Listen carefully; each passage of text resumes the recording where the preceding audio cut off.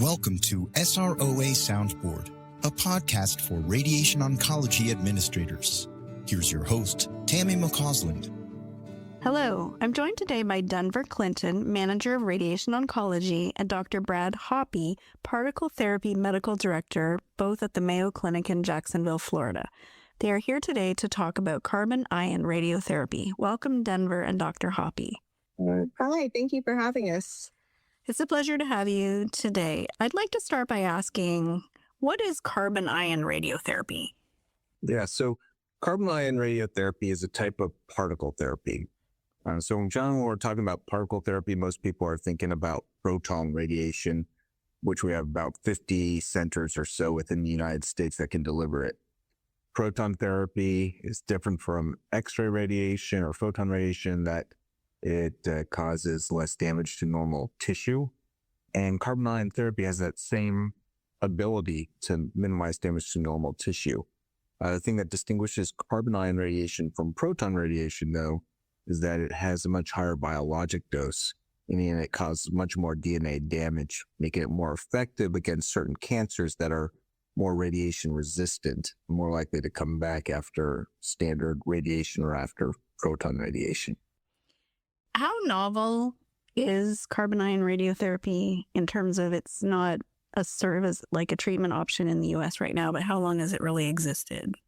Yeah, so carbon-ion therapy actually has been around for a very long time, actually since the 70s. It was first used at Lawrence Berkeley Laboratories as a treatment, actually with other heavy ions, including neon, and was used for difficult to treat tumors. Unfortunately, it was an experimental laboratory where they were treating the patients and it became very expensive. And so that center actually closed in the early 1990s. With that, though, centers in Japan saw the early experience as very exciting. And so they opened up subsequent centers in Japan. Europe followed closely behind. And so now there's actually been 15 centers that are currently operational. They've treated over 50,000 patients over the last 30 years and have published on over 10,000 of those patients.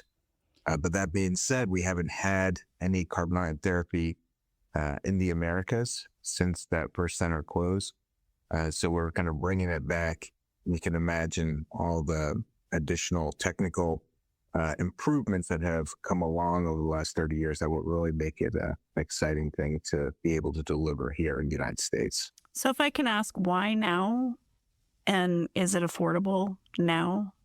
Yeah, so many centers have been trying to bring carbon-ion therapy back to the United States. The problem is that most of these centers have tried to go at it at a different way than we did. They really wanted to have all the bells and whistles at their carbon-ion therapy center, and that caused the cost to be astronomical and really outside the scope of what anyone could really cover the cost of. For us, though, we kind of have developed it in a phased approach. And so our initial phase, which we were able to, within the scope of an actual proton center that we had been planning to build here, is allowing us the first step, which is a fixed beam carbon room, so just a single room. But we future-proofed it so that we could potentially grow off of that beam line and put in 2 additional rooms in the future. And why will patients be treated in the seated position, referring here to the Leo chair? That's a good question. So at our center, we will be treating patients in the supine position on a robotic couch. That's how most centers treat. Unfortunately, we will be using a fixed beam, which limits our ability to deliver other different beam angles. That means we only have a single beam angle we can treat at. Ideally, we would have a carbon gantry that rotates the beam line around the patient 360 degrees. But the cost for something like that is just astronomical. There's only about 5 carbon gantries that exist worldwide because they're so expensive. Now, one idea that has been proposed is that rather than rotating the beam around the patient, would it be possible to rotate the patient around in front of the beam? And so that's where this upright seated position has come in. And so several centers are looking at integrating in the Leo chair or other similar systems that can rotate in front of the beam line as much lower cost alternative to a gantry, and also provide a much smaller footprint, as these gantries, carbon gantries, typically require a 5-story building to encompass them. We are getting a Leo chair, but we are going to be doing that with a linear accelerator for standard photon radiation, so we can get some experience with it. Again, as I said before, our center is future-proofed, so we have built it such that we could put in a Leo chair into our fixed beam carbon room if needed, or if we find that there is a good benefit to it. What types of cancer can our carbon ion radiotherapy potentially treat? Can it treat some hard to treat cancers? I'm thinking of soft tissue tumors. Carbon ion therapy, as I said before, really have been shown to be more effective against radiation-resistant tumors. So currently there are some NCCN guidelines that refer to carbon ion therapy as being an appropriate treatment, and that includes unresectable bone tumors, bone sarcomas, as well as certain histologies like adenoid cystic carcinomas that are salivary glands, often found in the head and neck. And we see a lot of data out of Europe and Asia demonstrating the effectiveness of carbon ion therapy for those disease sites. So we anticipate treating those with carbon ion therapy, but we're also very interested in exploring it for other tumors that are known to be radiation resistant. There's a lot of intrigue in using it for pancreatic cancer, certainly for glioblastomas, which are aggressive brain tumors, as well as other radiation resistant tumors like soft tissue sarcomas, melanomas, and kidney cancers. In addition to that, we do know that the more common cancers like lung cancer, prostate cancer, and breast cancer, there's some proportion or some subpopulation that have radiation-resistant tumors.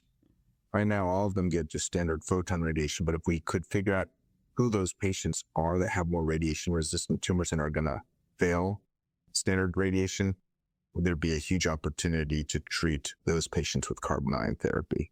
So we're very intrigued about that opportunity as well.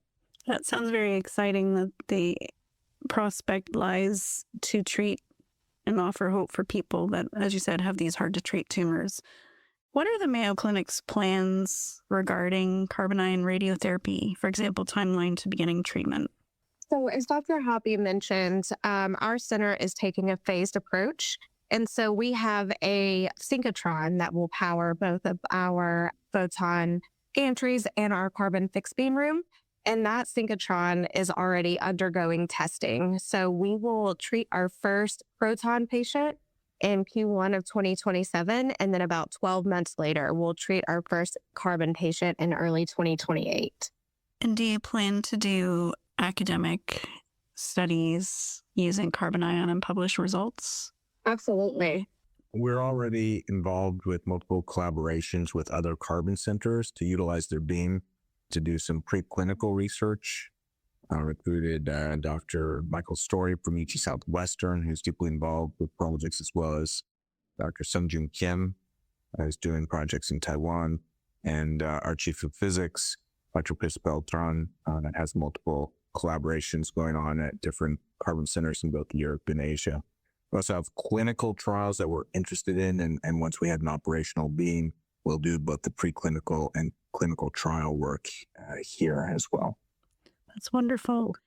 Pivoting a little, the question for administrators that always comes to mind is reimbursement. So how will reimbursement work for carbon ion? Because carbon is still undergoing the FDA approval process, there is not yet a reimbursement mechanism that we've built. However, we are working closely with our legal partners and CMS to ensure that an appropriate reimbursement pathway will be available before we are able to bring the first patient on board. I'll just add that Hitachi is the vendor that we're working with, and they're the ones that are working with the FDA. And we've been involved in some of those discussions and working on getting the FDA approval in time for treating patients. So were you able to do the fast track option because it's somewhat like a new technology, but not really? Yeah. So I think at this time we are working, or Hitachi's working on the pathway. What is the anticipated demand for this type of therapy? Based on the current clinical research that's available, it's estimated there are over 60,000 patients in America today who could benefit from carbon ion radiation therapy. And so we're hoping that eventually all of those patients will have access to care. In our first year of capacity, as Dr. Hoppy mentioned, we'll have a single room commissioned with carbon ion therapy. We anticipate that we'll be able to treat about 250 patients in our first year. So that's why it's super important for us to ensure that we get this right.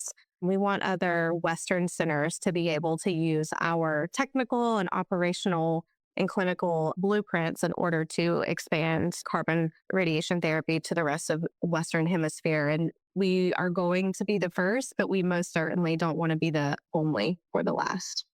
What specific staffing needs will there be? Based on our projections, which we know are just estimations, we anticipate to grow our physicians from our current 14 to probably about 22 physicians and double our therapy staff by the year 2032. We also anticipate increasing our treatment hours for our photon and proton practices in order to accommodate the carbon integration in 2028. And what key takeaways do you have for radiation oncology administrators? At Mayo Clinic, we focus on the three shields, which are education, research, and clinical practice. So from a research perspective, one of our strategic priorities for this year was focus on bolstering our research program to ensure that we have a robust catalog of translational science and clinical trials that are available to our patients when we open our doors. And Dr. Hoppy has already mentioned the specifics of what's underway and what we're anticipating working on in the future. From an educational perspective, it's very important to us to learn from others who have been in the field and who are in our shoes and have already experienced what we're going through. And so in order to do that, we have prioritized several educational initiatives. These are heavy particle or particle therapy grand round sessions where we invite external speakers and we open this up to everyone in the field to hear about how they set up their carbon ion center and what research they're focused on. We also have had educational events and meetings on our campus, such as the Heavy Ion Therapy Symposium, where we invite speakers to come talk about the topics within the field. And then one of the novel things we did this year was create an external scientific advisory board where we invited experts in the field across physics, clinicians, and scientists to advise us on how to best succeed. And then from a clinical and collaboration perspective, it is essential to ensure that you have super tight communication with all of your shared services, both within your organization and without, such as legal and contracting, communications, marketing, branding, all of those things. And then a focused strategy has been paramount to ensuring that our operational pathway does not stray off the path. So very early on, we identified 11 operational work streams, and we project managed through all of those work streams through the lens of 5 lenses. So people, workflows, training, competencies, and timeline.